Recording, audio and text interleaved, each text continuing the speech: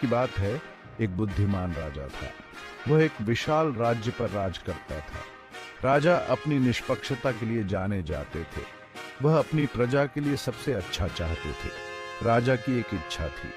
वह अपने राज्य के सबसे ईमानदार व्यक्ति को खोजना चाहते थे।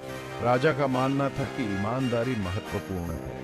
वह सच बोलने वालों को महत्व देते थे। वह जानता था कि ईमानदारी से ही राज्य का विकास होता है। राजा ऐसे व्यक्ति को इनाम देना चाहता था। राजा ने अपने मंत्री को बुलाया। उसने उसे अपनी इच्छा के बारे में बताया।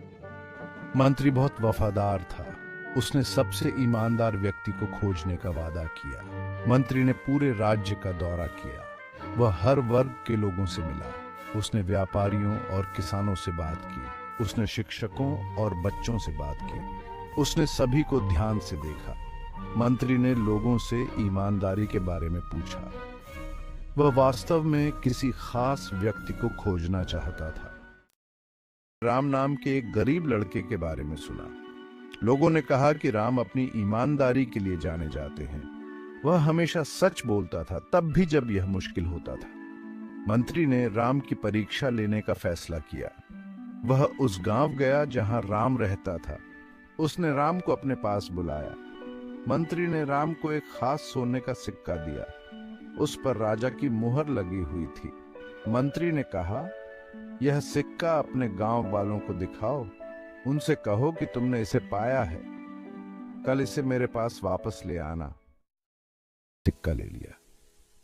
वह गांव वालों के पास गया। उसने उन्हें सिक्का दिखाया। राम ने कहा, यह सिक्का मुझे दिया गया था। एक दयालु व्यक्ति ने मुझे इसे आपको दिखाने के लिए कहा।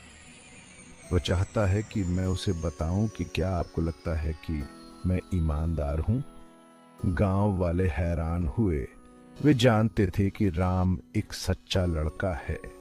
वे सब बोले, राम, तुम सबसे ईमानदार व्यक्ति हो जिसे हम जानते हैं। तुम हमेशा सच बोलते हो। राम ने गांव वालों को धन्यवाद दिया। वह मंत्री के पास वापस चला गया।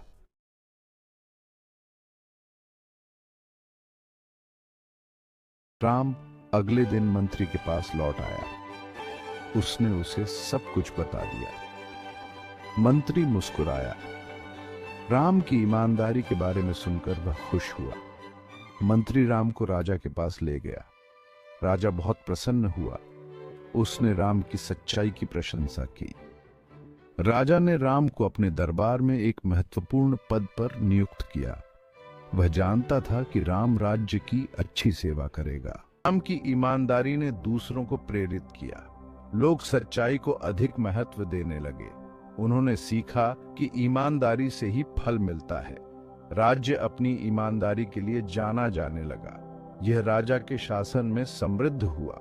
ईमानदारी सबके लिए सुख और शांति लेकर आई थी। याद रखें बच्चों, ईमानदारी सबसे अच्छी नीति है। हमेशा सच बोलो जैसे राम बोलता था। ईमानदारी हमेशा आपके मार्ग को प्रकाशित करेगी और आपको दूसरों के लिए एक चमकता हुआ उदाहरण बनाएगी।